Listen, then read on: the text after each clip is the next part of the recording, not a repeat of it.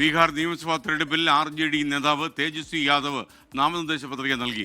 പാർട്ടിയുടെ സിറ്റിംഗ് സീറ്റായ രാഘോപൂരിൽ തേജസ്വി യാദവ് ജനവിധി തേടും. അതേസമയം 57 പേരുടെ ആദ്യഘട്ട സ്ഥാനാർത്ഥി പട്ടിക JDUവും 14 പേരുടെ പട്ടിക LJPയും പ്രഖ്യാപിച്ചു. 12 പേരുടെ രണ്ടാം ഘട്ട സ്ഥാനാർത്ഥി പട്ടിക BJPയും പ്രഖ്യാപിച്ചിട്ടുണ്ട്.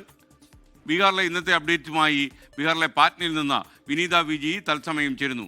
വിനീത, പ്രൈം ടൈമിലേക്ക് സ്വാഗതം. വിവരങ്ങൾ എന്തൊക്കെയാണ്?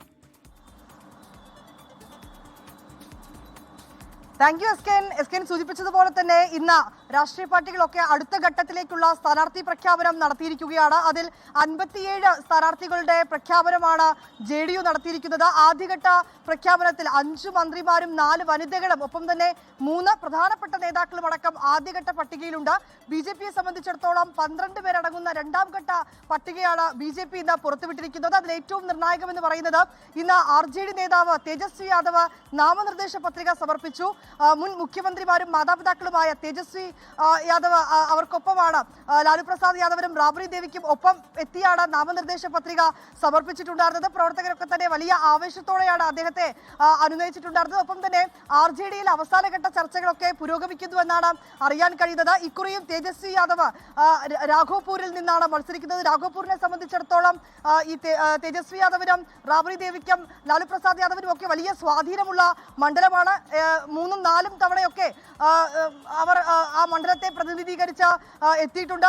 റാബ്രി ദേവി 3 തവണ മുഖ്യമന്ത്രി ആയതും അതേ മണ്ഡലത്തിൽ നിന്ന് തന്നെയാണ്. അങ്ങനെ യാദവ് കുടുംബത്തിന് വലിയ സ്വാധീനമുള്ള മണ്ഡലത്തിൽ നിന്ന് തന്നെയാണ് ഇക്കുറിയും തേജസ്വി യാദവ് ജനവിധി തേടുന്നത്.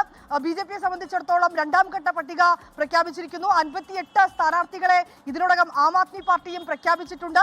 ഒപ്പം തന്നെ പ്രശാന്ത് കിഷോറിന്റെ പാർട്ടിയും 3ാം ഘട്ട സ്ഥാനാർത്ഥി പ്രഖ്യാപനം നടത്തിയിട്ടുണ്ട്. ഇങ്ങനെ ഏറെക്കുറെ രാഷ്ട്രീയ ചിത്രം ബീഹാറിൽ തെളിഞ്ഞിരിക്കുന്നു. പക്ഷേ മഹാസഖ്യത്തെ സംബന്ധിച്ചിടത്തോളം ഇപ്പോഴും ആശങ്കകളും സീറ്റ് വിഭജനം സംബന്ധിച്ചുകൊണ്ടുള്ള തർക്കങ്ങളും ഒക്കെ തന്നെ നീളുന്നുവെന്നാണ് അറിയാൻ കഴിയുന്നത്.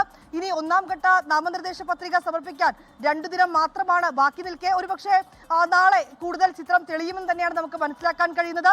കോൺഗ്രസിന്റെ അടക്കമുള്ള സ്ഥാനാർത്ഥി പ്രഖ്യാപനങ്ങൾ നാളെ ഉണ്ടാകുമെന്നുള്ളത് തന്നെയാണ് പ്രതീക്ഷ.